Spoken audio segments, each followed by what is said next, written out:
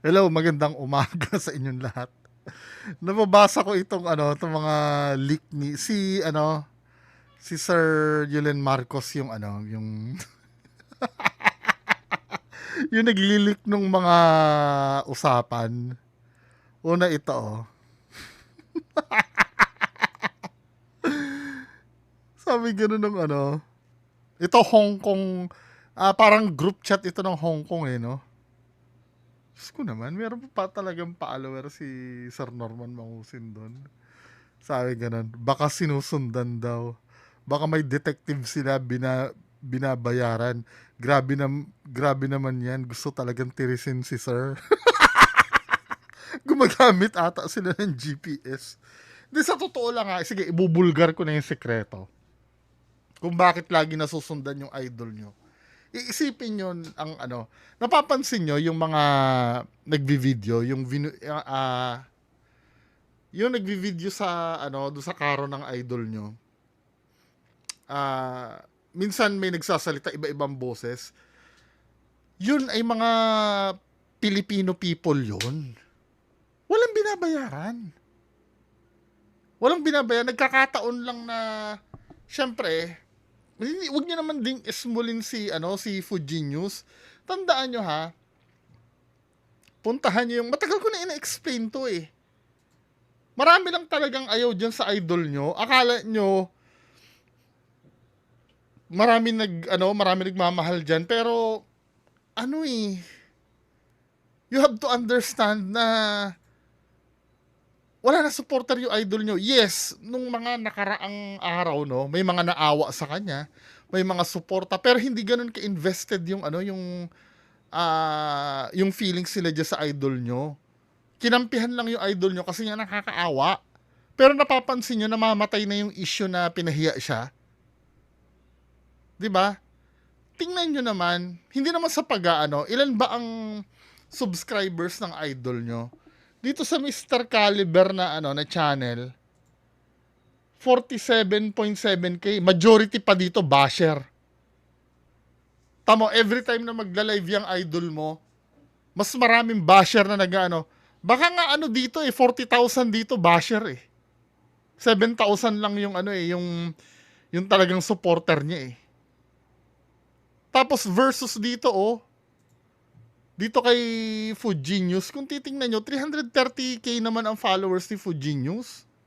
Kaya hindi imposible na halimbawa, every time na may ispatan niyang idol nyo, lalo na sikat yung, kahit nga si Sir, di ba?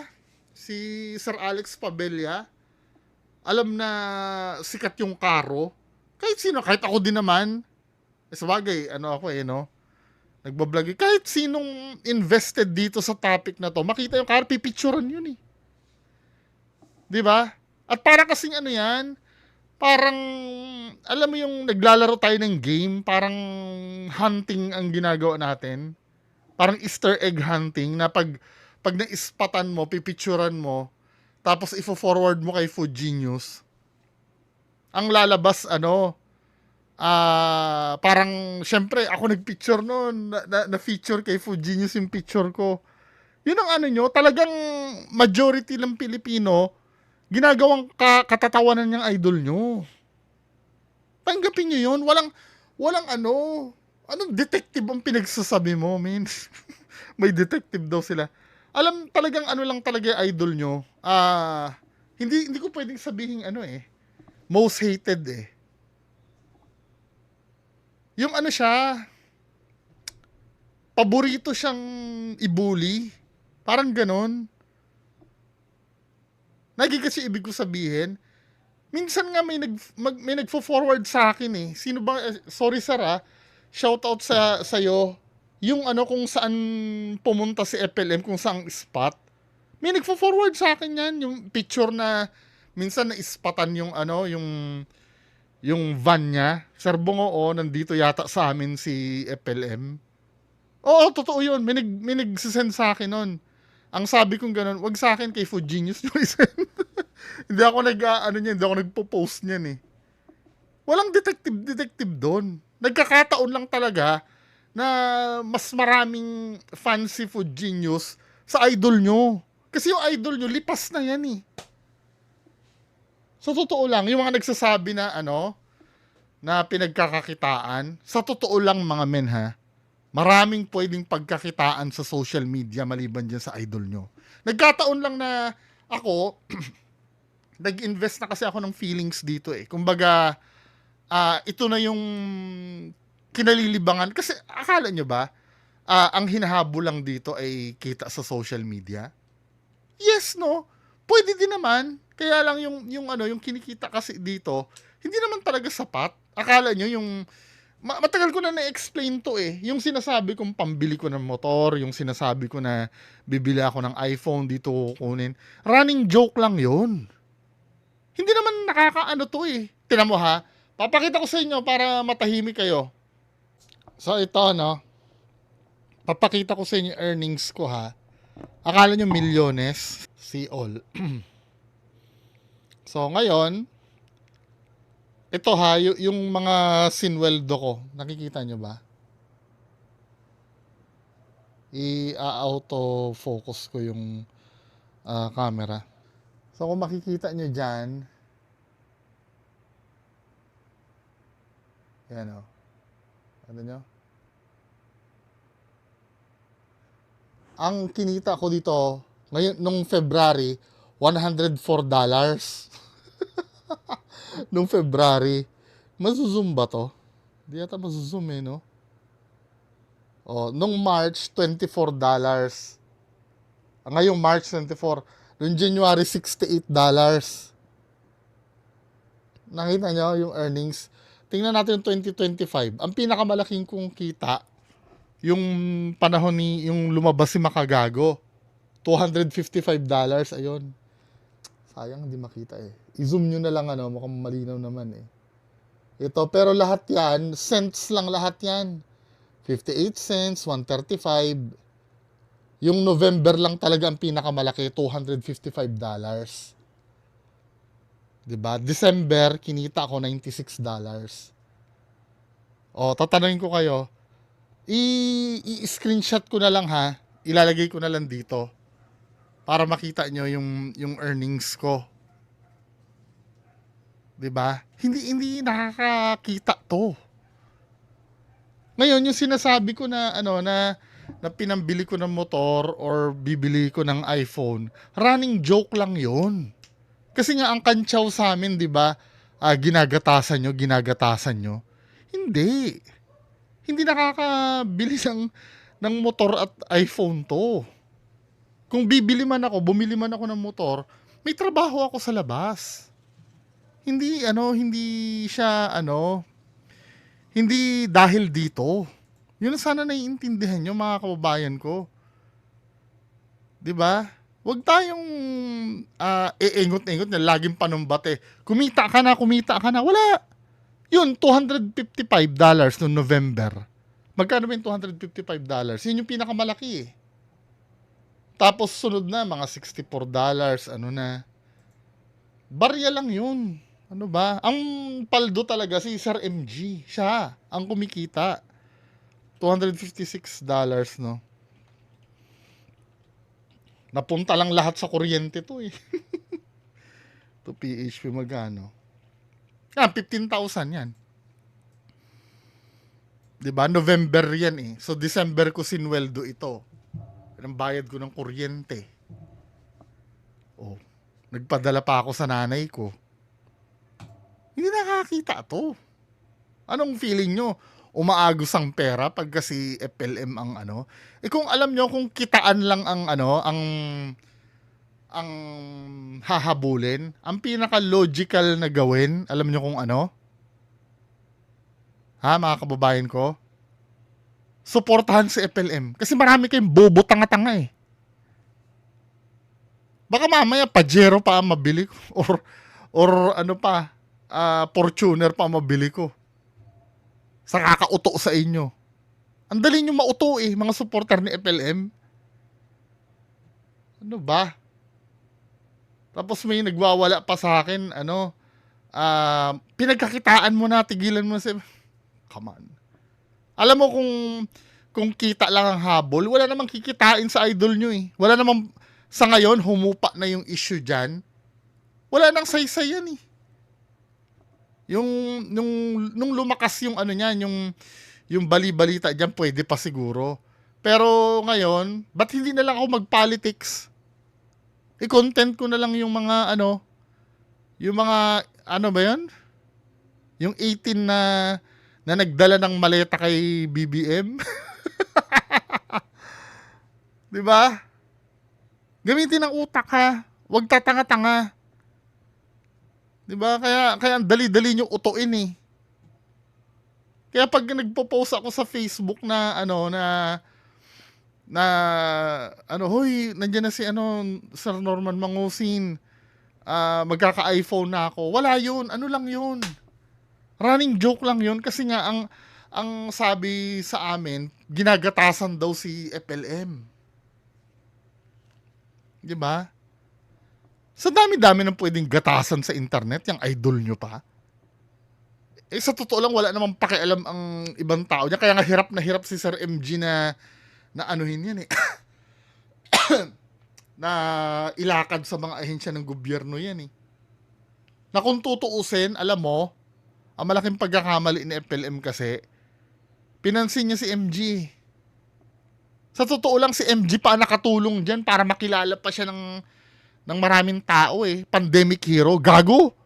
Wala na nakakaalala doon sa pandemic hero na yon. Ginagawa nyo lang tanga yung sarili nyo.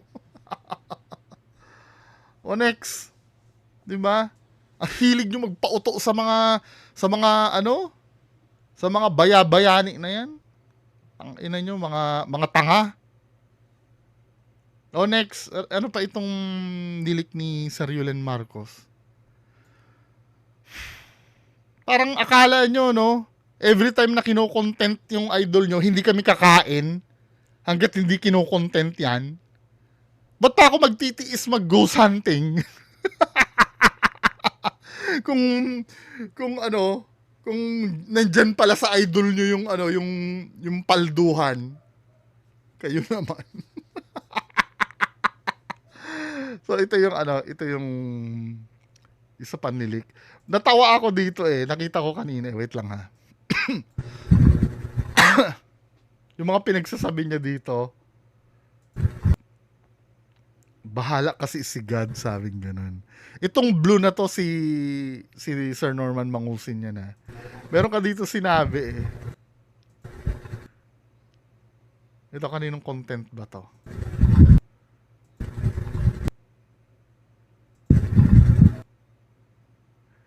Ito manang dinudurog ako, sabi mo. Ito manang dinudurog ako.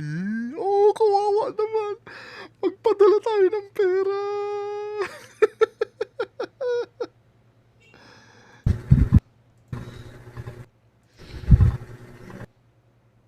Sabi ganun. Tapos si Manny Pacquiao, magsampa din daw at marami pang iba. Yung mga na-scam mo. So, nasaan ka ngayon?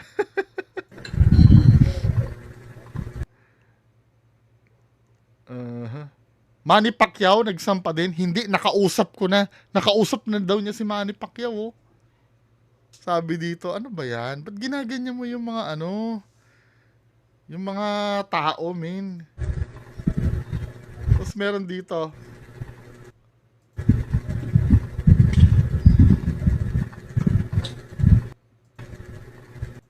Ano ba yan? Nandito ba yon?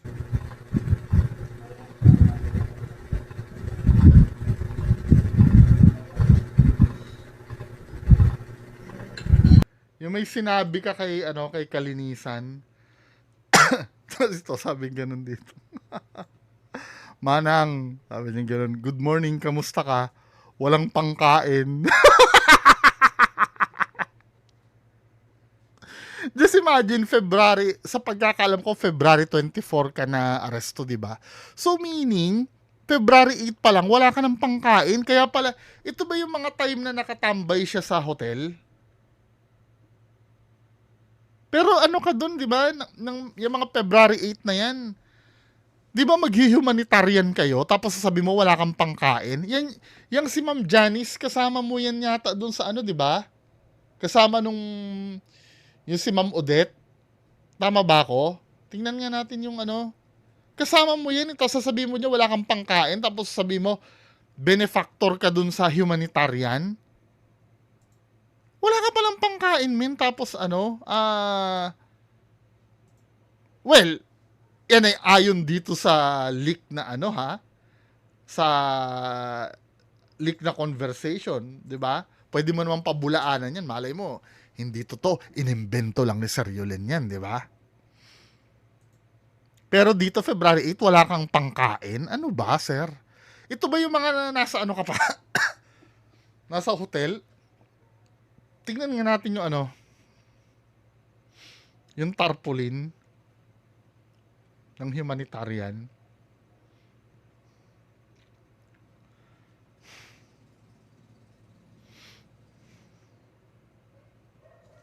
Pinost ko yun eh. Yung Janice yata na yan, kasama, ito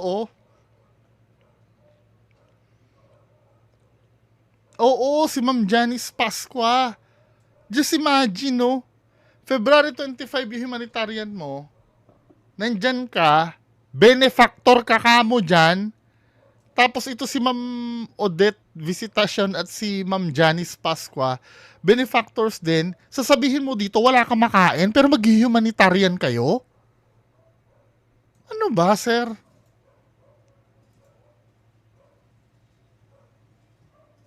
Ayun o, wala daw pangkain. Manang, good morning, kamusta ka? Walang pangkain. Ano ba? Tapos, yan talaga hindi ko maintindihan eh. Kung bakit meron magsasabi na sige, yung argumento kasi na na ganito eh. Pwede naman daw i-edit yan. Pero kung makikita nyo dito mga men, parang itong nakikitang conversation na to ay parang conversation sa PC. Pag nag-open ka sa laptop ng ng Messenger, I don't know, pwede bang i-edit yan?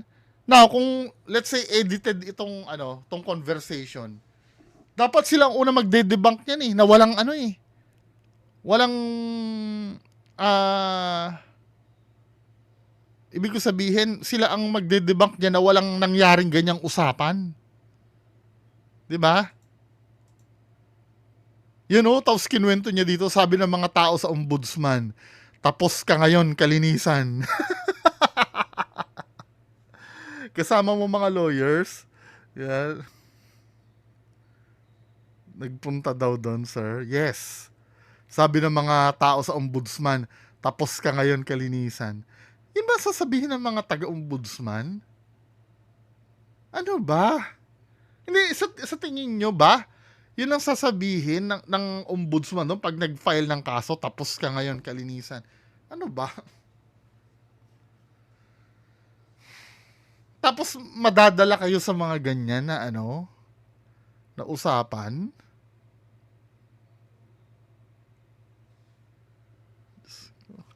Sabihan lang kayo ng ganyan, men. Nadadala kayong ganyan. Sasabihin ng ombudsman talaga yon. Pag file mo ng kaso, tapos ka ngayon, kalinisan.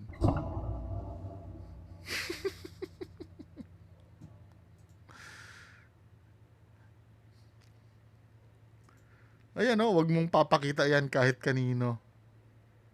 Pero sa iba, pinasa niya rin yan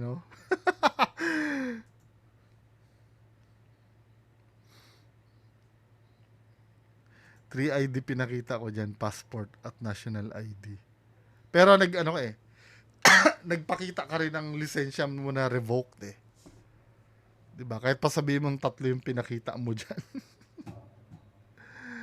Ano ba mga kababayan ko? Hanggang kailan tayo